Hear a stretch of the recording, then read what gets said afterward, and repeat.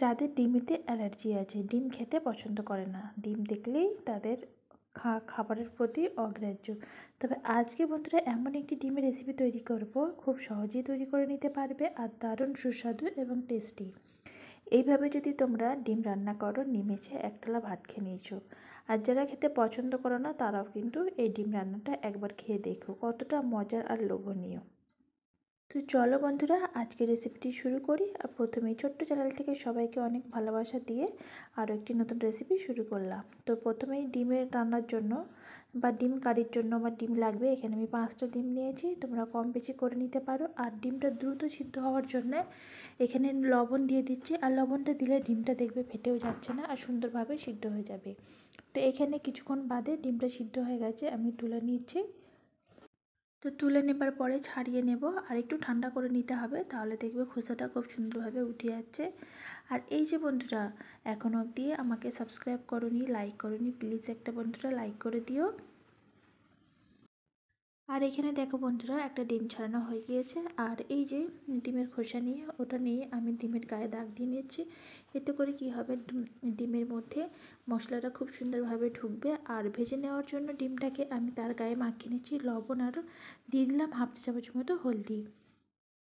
তো ডিমটাকে আমি সাইডে রেখে দিয়েছি। এখানে মশলা তৈরি করে নেব। দিয়ে দিয়েছি 2 চা চামচ মতো রান্নার তেল। আর এখানে আমি 2টা মিডিয়াম সাইজের পেঁয়াজ কুচি করে নিয়েছি। আর এইভাবে যদি তোমরা একবার ডিম কারি করো না, দেখবে বন্ধুরা ভাত রুটি পরোটার সাথে অসাধারণ লাগবে। আর এখানে আমি দিয়ে দিচ্ছি কিছুটা আদা কুচি, 2 থেকে 4টে রসুন কুচি, একটা ছোট সাইজের টমেটো কুচি, কড়িটা গোল দিয়ে দিলাম, কাজু বাদাম দিচ্ছি 5-7টা মতো, আর 5-7টা মতো কিশমিশ। সব কিছু দিয়ে একটু নাড়াচাড়া করে নেবা। আর সাথে 2টা শুকনো লঙ্কাও দিয়ে দেবো।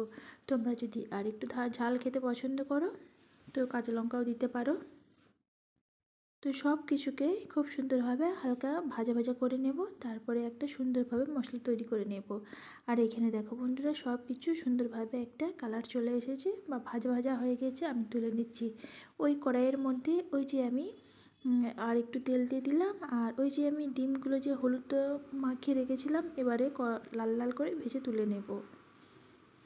আর অতিরিক্ত ভাজতে যেও না বন্ধুরা, তাহলে দেখবে ডিমটা শক্ত হয়ে যাবে। খুব বেশি ভাজলে দেখবে ডিম শক্ত হয়ে যায়, তখন খেতে ভালো লাগে না।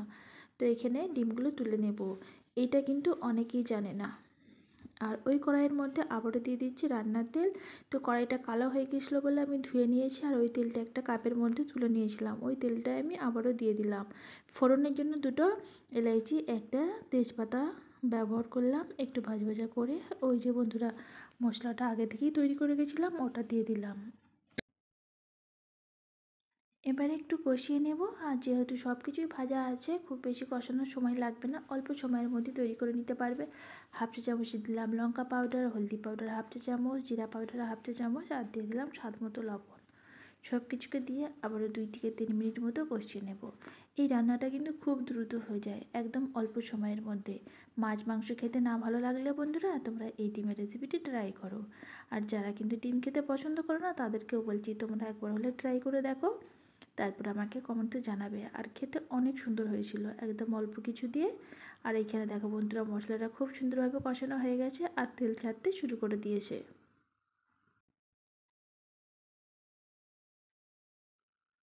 আর এখানে আমি ওই যে মিক্সার ধোয়া পানিটা দিয়ে দিলাম।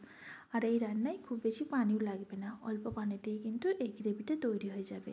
যেহেতু এই গ্রেভিটা একটু মাখা মাখা হবে, একদম পাতলা হবে না। আর এখানে দেখো পানিটা দেওয়ার পরে একটু বলক চলে এসেছে, তার মধ্যে দিয়ে দিলাম ভেজে রাখা ডিমগুলো।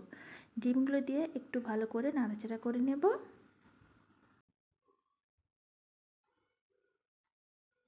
দিয়ে একটু কষিয়ে নেব। আর এখানে দেখো 5 মিনিটের জন্য মিডিয়াম ফ্লেমে ঢাকা দিয়ে রেখে দেবো, তাহলে কিন্তু রান্নাটা একদম শেষের দিকে।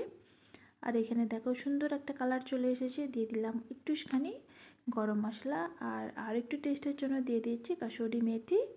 দিয়ে একটু নাড়াচাড়া করে নেব। কাসুরি মেথিটা দিলে একটা সুন্দর ফ্লেভার আসে বা গন্ধ আসে। তোমাদের হাতের কাছে চাইলে অবশ্যই দেবার চেষ্টা করবে, আর যদি না থাকে তো স্কিপ করে দিতে পারো। আর নামানোর আগে আমি একটুখানি ধনেপাতা দিয়ে নামিয়ে নেব। তো এখানে আমি 2 মিনিটের জন্য ঢাকা দিয়ে রেখে দেব, তাহলেই রান্নাটা কমপ্লিট হয়ে যাবে। এবারে গ্যাস বন্ধ করে দেওয়ার আগে একটুখানি ধনেপাতা ছিটিয়ে নামিয়ে নিলাম।